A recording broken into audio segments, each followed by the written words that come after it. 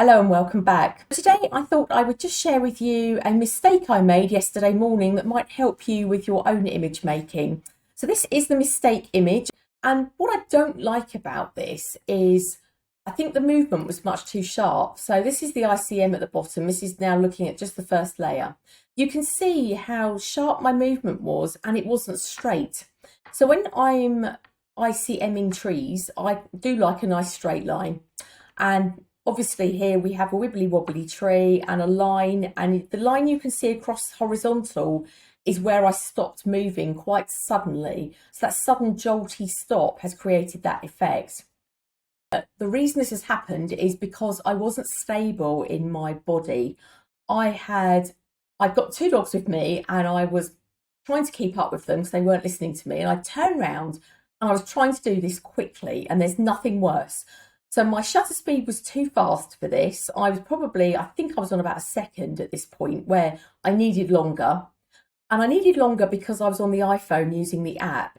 And I don't like that juddery effect it gives you, that staggered look, which can be nice if you're doing flowers. If that staggered effect can look lovely, but I wanted smooth. So to get smooth, I have a longer shutter speed, usually about 4 seconds. And I move and pause, very, very slow movement, very subtle, moving and pausing, because it eliminates a lot of that staggery effect.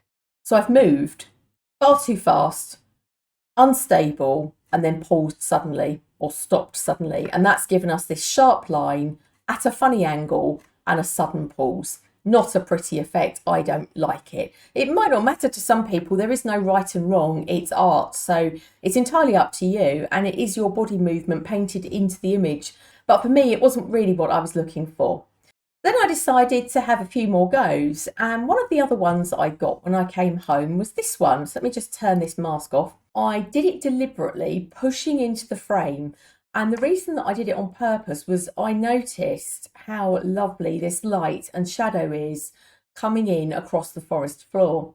And I knew that with an upward movement, I was going to lose this detail, and I wanted to paint it back in. So for me, this wasn't going to tell the story that I wanted to tell. If I just use the image below, let's have another look. You can see how you lose the beauty of that sun and the shadow coming across the forest floor. So for the sake of sharing, I have put these two together, and if I was going to use this picture, I would blend them together. So I've carefully come in and stacked, you can see the edges appearing where I've lined up this image over the top of the one below. And what I tend to do that is grab the tree, just focus on one tree, and then drop the opacity on the top layer so you can see through to the one below. Now it looks okay because I've spent some time lining it up, but it didn't to begin with, which is why we've got a funny angle around the edges here.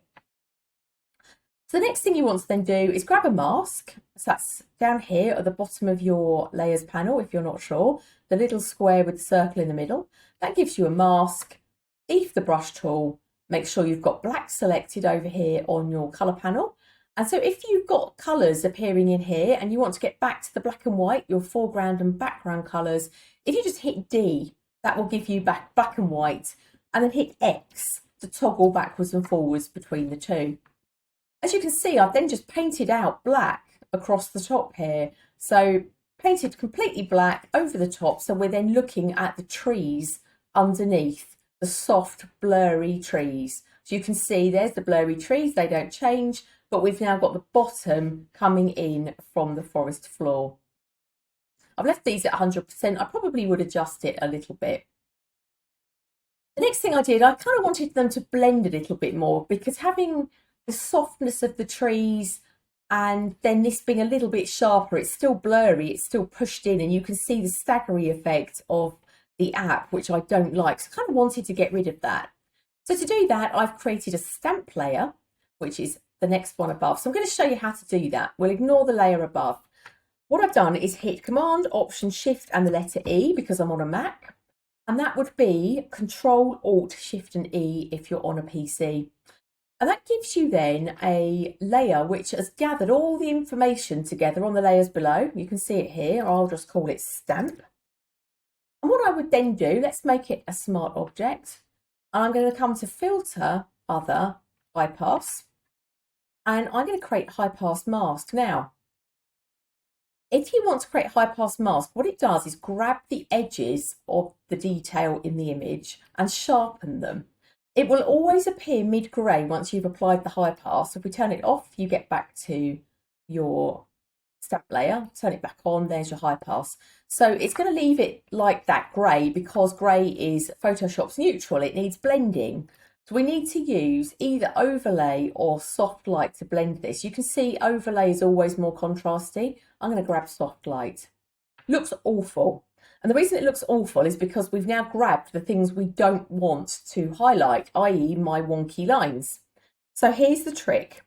Command or if you're on a PC, I, and hit the letter I at the same time, and it inverts the effect. So what was now sharp is soft. So rather than softening the entire image and making it a little bit too blurry, we've just blurred and softened, and that kind of blends the two together. It gives some cohesiveness because the softness is uniform across the whole image.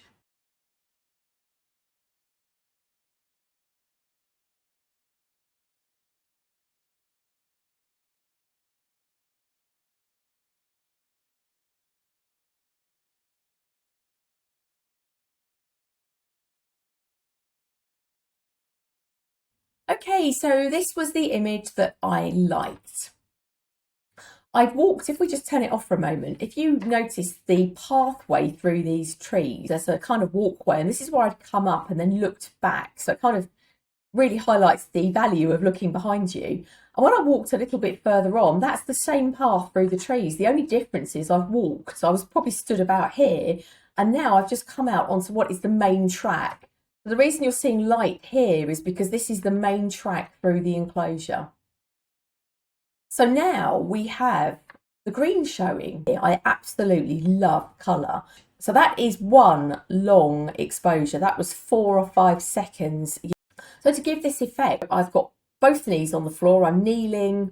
I've got myself stable. I've inhaled and been very aware of my breath to stabilise my body. So being aware of where you're at in the breathing cycle. And again, I talk more about this in detail in my book that's coming out next week, ICM Demystified. This is embodied camera movement, thinking about how our body is interacting with the camera and the world. So I've then panned upwards very slowly, paused, moved again, paused, because that eliminates that staggering effect with the app. And then my longest moment has been the pause on the treetops. And what you're seeing there is a mixture of my pausing to gather detail and an interaction with the environment, because the wind, the breeze is just rustling those trees a little bit, and that's being caught on the long exposure, giving us that lovely soft blur. So I love to think of this as an interaction between us, the camera, and the world, the environment, and using the movement of the environment with the movement of our body with the camera to create these images. So I hope that's helpful to you, and I look forward to seeing you next week when I'm going to share another one of these just walkthroughs, something that I've done, because I think this is probably the best way to share. So thanks for joining me, and I look forward to speaking to you next week.